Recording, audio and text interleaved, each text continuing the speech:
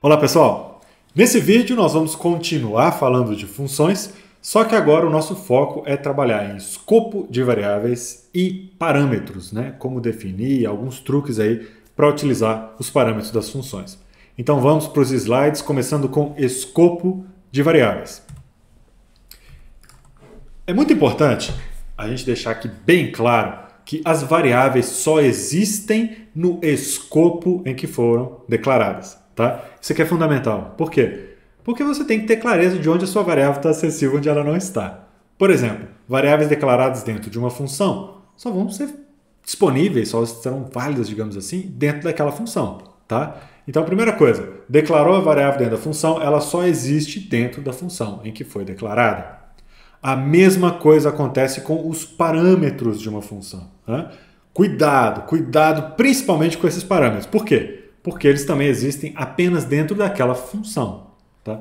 Isso pode parecer bobagem, pode parecer um tanto quanto óbvio, mas é muito comum errar isso daqui. Tá? E nesse vídeo eu vou mostrar alguns casos, alguns erros clássicos, para que vocês não os cometam. Tá bom? Outro ponto muito relevante é tomar cuidado com os nomes das variáveis. Por quê? Porque variáveis com o mesmo nome, mas em escopos diferentes, são variáveis diferentes.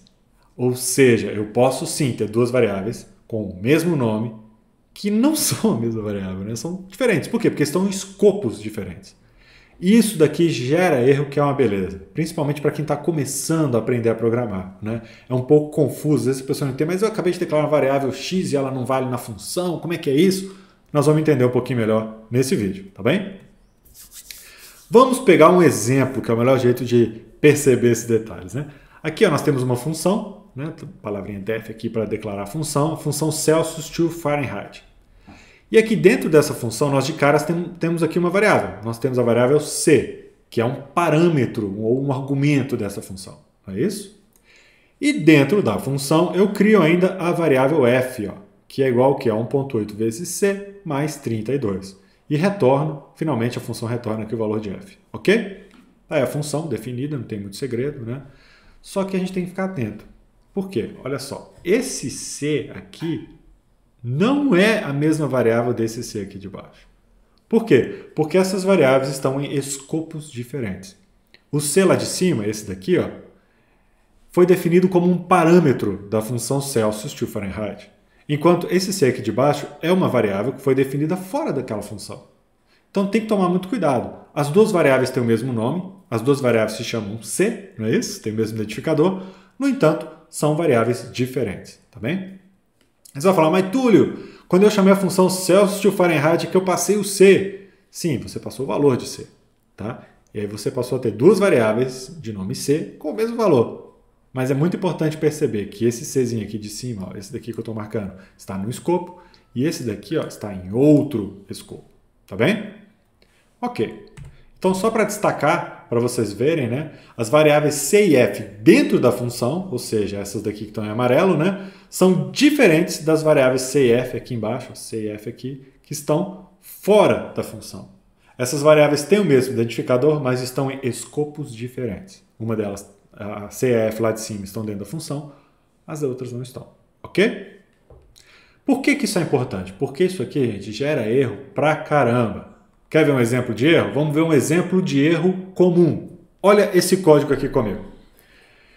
Tem uma função que calcula a área de um retângulo. E essa função recebe dois parâmetros, lado 1 e lado 2. Né? São os dois lados ali para calcular a área. Aí nós calculamos a área, né? A área é igual a lado 1 vezes lado 2 e retorna aqui a área. Então essa função retorna o valor da área daquele retângulo definido por aqueles dois lados.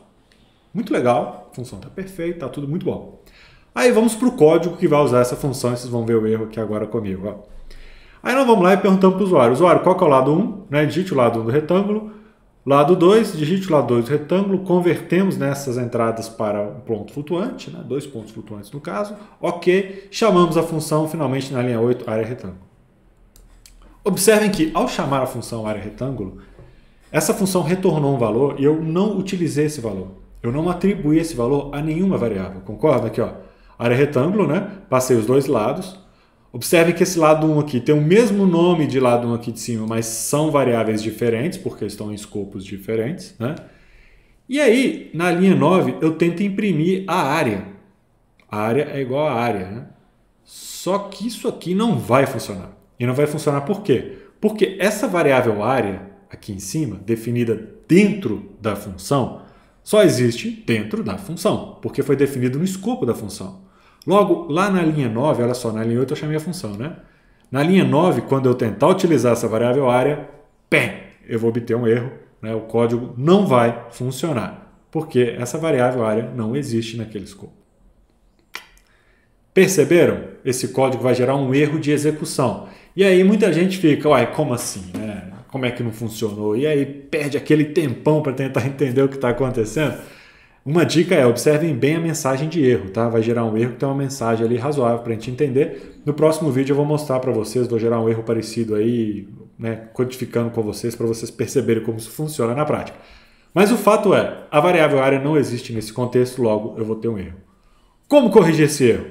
Uma opção é lembrar que essa variável área não existe e de repente criar essa variável área. Tá? E utilizar essa variável para receber o retorno da função área retângulo. Olha lá, vamos resolver? Ó. Resolvemos. O que foi feito? Na linha 8 agora, nós pegamos o retorno da função área retângulo, está aqui a área retângulo sendo chamada, né? O retorno dessa função está sendo atribuído à variável área. Então na linha 9 agora, a variável área existe e tem o valor que eu gostaria que ela tivesse, né? Que é exatamente a área do retângulo. Pronto. Agora o código vai funcionar. É muito importante que vocês entendam, tenham clareza de que a variável área definida aqui na linha 8 não é a mesma variável área que foi definida aqui na linha 2. Tá? São variáveis diferentes que têm o mesmo identificador. São diferentes porque ocupam espaços diferentes na memória. Se a gente pensar na memória do computador, lembra? Teve um vídeo aí para trás que eu falei. Essas variáveis ocupam espaços da memória. Então, uma área, a área aqui da linha 2 está num espaço e a área da linha 8 está em outro. Né? São variáveis diferentes.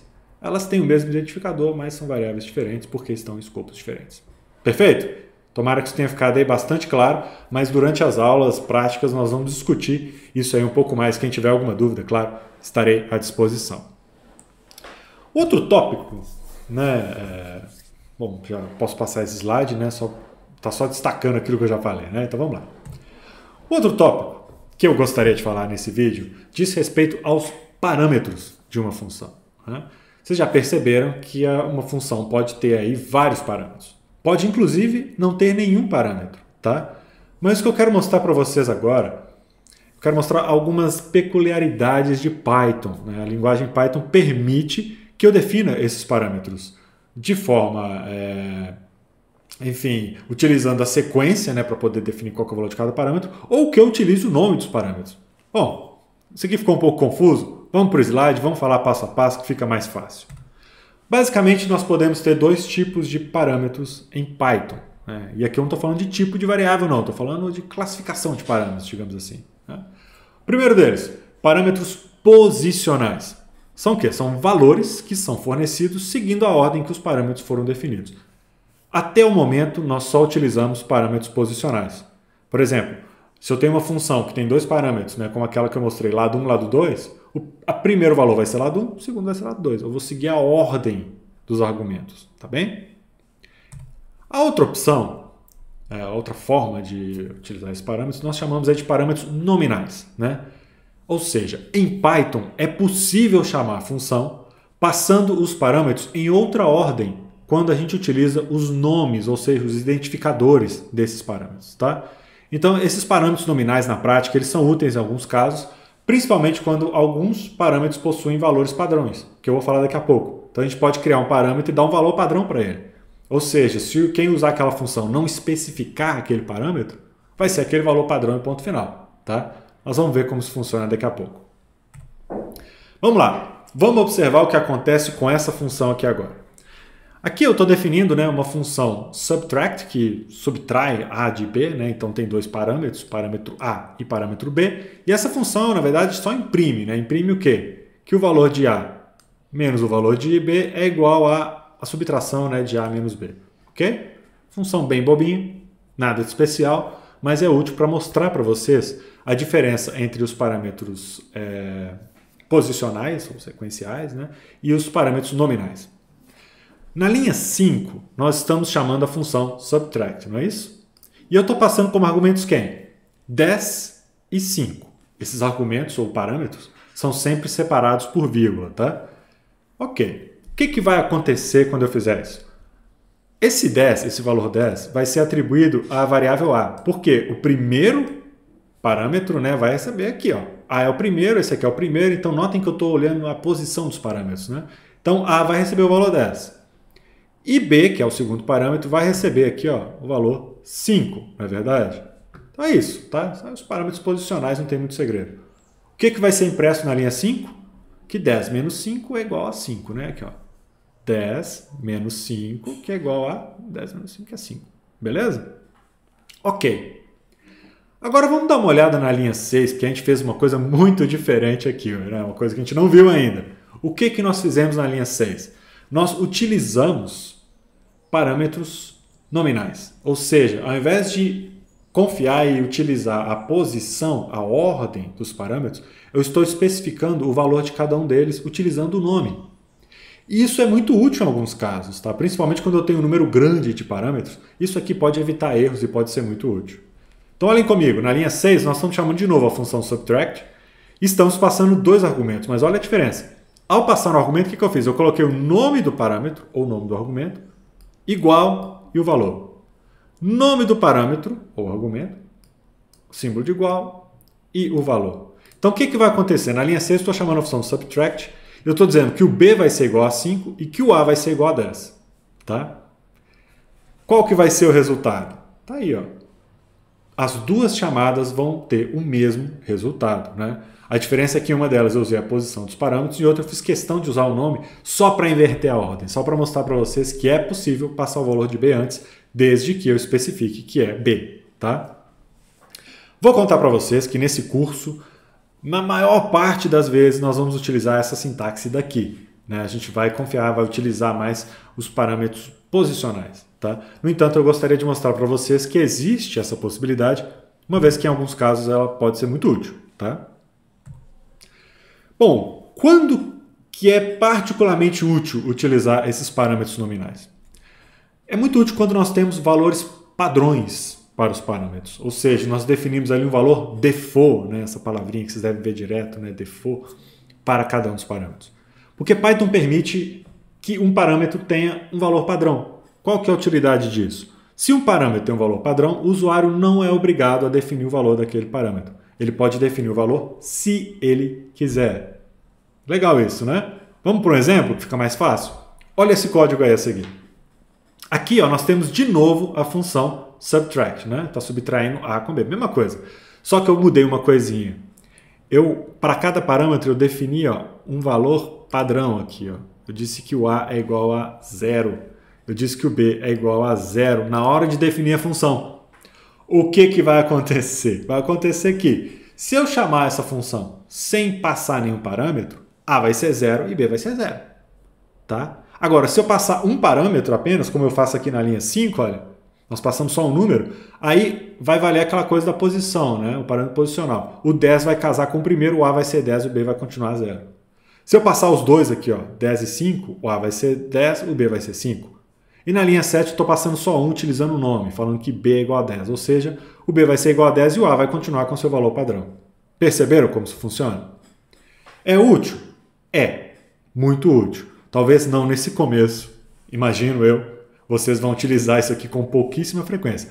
Mas gostaria que você soubesse do que se trata, né? Já que quando aparecer um código Python com esse tipo de notação, vocês não vão olhar e falar, meu Deus, o que é isso? Não, vocês vão entender e vão saber por que o código está daquela forma, tá? Então, só para deixar bem claro, o que esse código aqui vai imprimir na saída. Olha lá. A linha 4, chamei subtract sem passar nenhum parâmetro. Vai imprimir que 0 menos 0 é igual a 0. Por quê? Os valores padrão de A e B, né? O valor das duas variáveis ali é 0. Na linha 5, eu passei só 10. Ou seja, passei só um valor que vai casar com o primeiro, já que eu não especifiquei qual é o parâmetro, né? Não usei o nome do parâmetro. Então vai ser o quê? 10 menos 0 é igual a 10, já que B vai ser igual a 0 e A vai ser igual a 10, né? Na linha 6 eu passei 10 e 5, então A vai ser 10, B vai ser 5, como vocês podem perceber aqui embaixo. Finalmente, na linha 7, chamei subtract e fiz b igual a 10, ou seja, eu utilizei o nome do parâmetro, né? Eu alterei o valor de b, mas não alterei o valor de a. Portanto, aqui vai ser 0 menos 10 igual a menos 10, tá? Bom, tá aí um exemplo, acho que bem claro, de como utilizar o valor padrão num parâmetro. Uma observação importante. Um parâmetro que não tem valor padrão precisa necessariamente ser especificado quando a função for chamada, tá bem? Não é opcional. Então, o parâmetro que tem um valor padrão, ele se torna opcional. O parâmetro que não tem um valor padrão, eu tenho que especificar o seu valor na hora de chamar a função, tá?